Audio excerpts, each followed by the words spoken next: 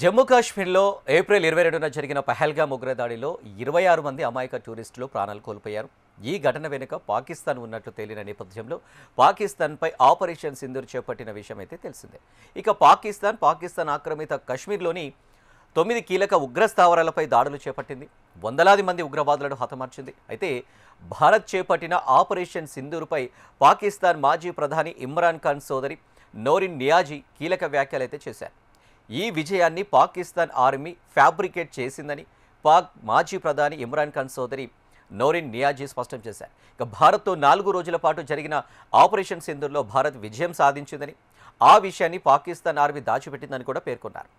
ఓ ఇంటర్వ్యూలో పాల్గొన్న నోరిన్ నియాజీ ఈ విషయంపై స్పందించారు. పాకిస్తాన్పై భారత్ ఆపరేషన్ సింధూర్ భారీ విజయం సాధించిందని అన్నారు. కానీ ఈ విషయాన్ని పాకిస్తాన్ ఆర్మీ దాచిపెట్టిందని తెలిపారు.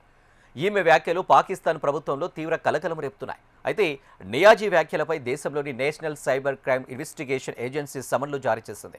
ఇక పాకిస్తాన్లోని కీలక ఉగ్ర స్థావరాలపై భారత్ సైన్యం దాడులు చేసిన సంగతి తెలిసిందే.